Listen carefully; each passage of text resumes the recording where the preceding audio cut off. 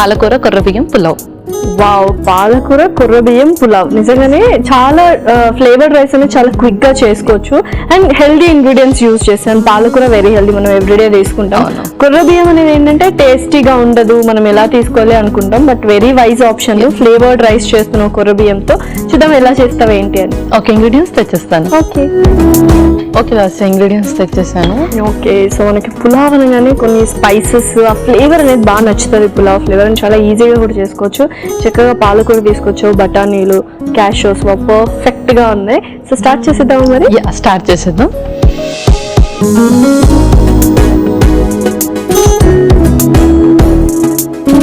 Okay, so ముందుగా కొంచెం oil,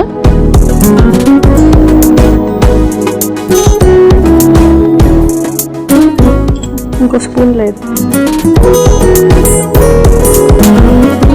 okay, so ఈ ఫ్లేవర్డ్ రైస్ అనేది ఆఫ్టర్నూన్ అయితే బెస్ట్ ఆప్షన్ అనుకుంటుంది, ఎందుకంటే కొంచెం స్పైసెస్ వేస్తున్నాం కాబట్టి నైట్ కొద్దిగా హెవీ అయ్యే ఛాన్సెస్ ఉంటాయి.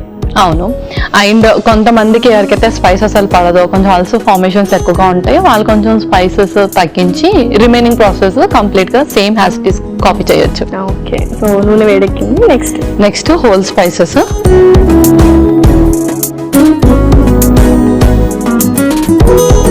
సో ఇక్కడ చాలా మందికి చాలా డౌట్స్ ఏంటంటే హోల్ స్పైసెస్ ఇలా వేస్తే బెటరా, లేకపోతే దాన్ని పొడి మిక్సీ చేసుకొని హోల్ గరం మసాలా పౌడర్ అనేది యూస్ చేస్తే బెటరా అని. సో యాక్చువల్గా మనం ఇలా చేస్తే బెటర్, బట్ అది కన్జ్యూమ్ చేయాలంటే మనం ఈ ఫామ్లో కన్జ్యూమ్ చేయలేదు కాబట్టి ఫ్రెష్లీ ప్రిపేర్డ్ పౌడర్ మనం యూస్ చేయాలి. లైక్ ప్రిజర్వ్డ్ వాటికి కాకుండా ఇంట్లోనే ఫ్రెష్గా ప్రిపేర్ చేసుకుంటే ఏంటంటే దాంట్లో ఉండే యాక్టివ్ ఇంగ్రీడియంట్స్ అనేది మన బాడీ చక్కగా అబ్జర్వ్ చేసుకుంటుంది అండ్ దానివల్ల మనకు యాంటీ ఫంగల్ కానీ యాంటీ బ్యాక్టీరియల్ ప్రాపర్టీస్ ఎక్కువగా ఉంటాయి కాబట్టి అది చక్కగా మన బాడీ అబ్జర్వ్ చేసుకుంటుంది. ఓకే,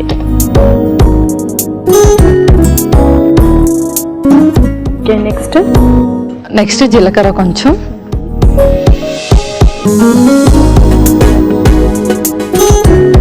ఓకే, నెక్స్ట్ క్యాష్యూస్ కూడా, జీడిపప్పు,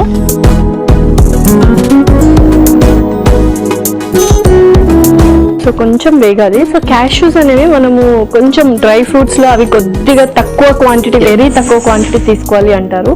సో అసలు ఎవ్రీడే తీసుకోవచ్చా, లేకపోతే కొంచెం రెస్ట్రిక్ట్ చేయాలా? పిల్లలకి మనము ఎవ్రీడే ఇవ్వచ్చు, ఎవ్రీడే లైక్ 2 to 3 క్యాష్యూస్ పిల్లలకైతే ఇవ్వచ్చు. అండ్ ఎవరైతే చిన్న ఏజ్లోనే లైక్ 14 years 15 yearsలోనే కొంచెం ఒబీస్ అవుతూ ఉంటారు కదా, వాళ్ళని కొంచెం అవాయిడ్ చేయాలి. అండ్ డయాబెటిక్ పీపుల్ కూడా దీన్ని మ్యాక్సిమం అవాయిడ్ చేయాలి. ఎప్పుడైనా ఒక్కసారి వాళ్ళు డ్రై ఫ్రూట్స్ అన్ని మిక్స్ చేసి తీసుకోవచ్చు, బట్ రెగ్యులర్ బేసిస్లో మాత్రం బాదం అండ్ వాల్నట్స్ మాత్రమే తీసుకోవాలి. రిమైనింగ్ ఎవ్రీథింగ్ కూడా కొంచెం రేర్గా యూస్ చేసుకుంటూ ఉండాలి. సో చక్కగా వేగిపోయేవి కూడా. నెక్స్ట్ ఉల్లిపాయ ముక్కలు,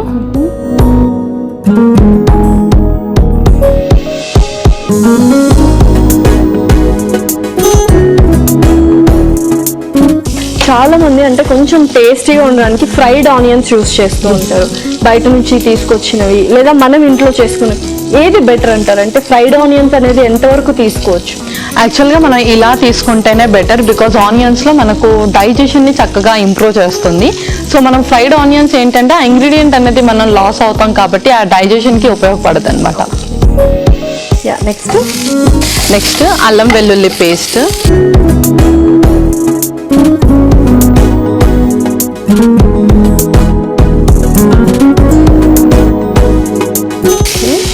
తర్వాత పచ్చిమిర్చి,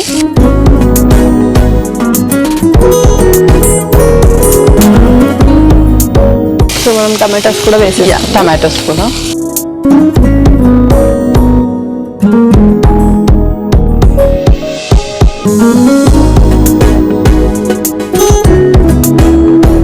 ఓకే, తర్వాత మనము బఠానీ కూడా వేసేద్దాము.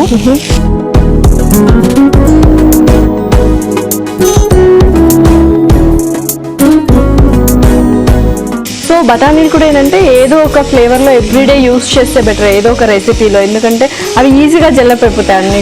ఈజీగా జల్లప్ అయిపోతాయి అండ్ అందులో కూడా మనకు మంచి ఫైబర్ ఉంటుంది కాబట్టి మనం ఎందులోనైనా దాన్ని చక్కగా జల్లప్ చేయాలి. ఓకే, సో నెక్స్ట్ మనం గ్రీన్ లీఫీ పాలకూర కూడా వేసేద్దాము. సో తర్వాత మనం స్పైసెస్ వేసుకుంటాం. స్పైసెస్ వేసేసుకుంటాం దీని తర్వాత.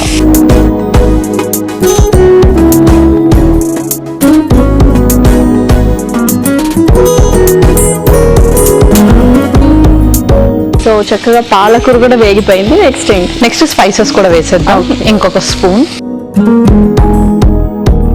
కొంచెం గరం మసాలా,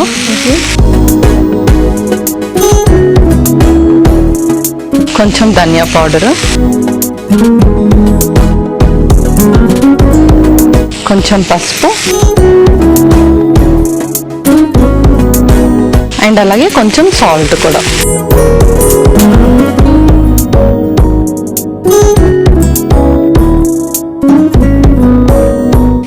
మొత్తానికి అయితే చాలా ఏమంటారు టేస్టీ అండ్ స్పైసీ స్టఫ్ అయితే రెడీ అయింది. నెక్స్ట్ ఏంటి? నెక్స్ట్ మనము కొర్రలు కూడా వేసేద్దాము.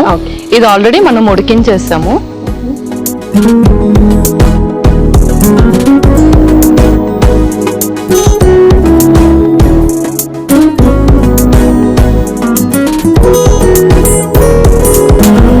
సో ఇది కొంచెం జల్లపవడానికి కొన్ని వాటర్ వేసుకుందాం మనము. ఓకే.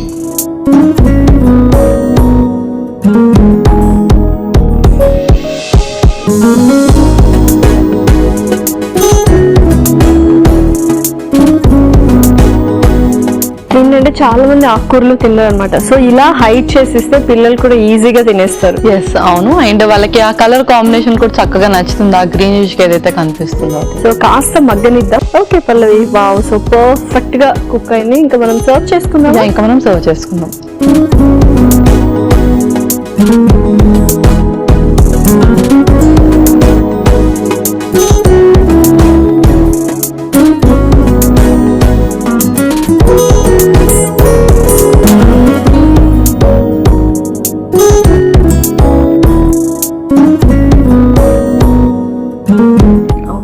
ఓకే, అలాగే కొంచెం కొత్తిమీరతో గార్నిష్ చేద్దాం.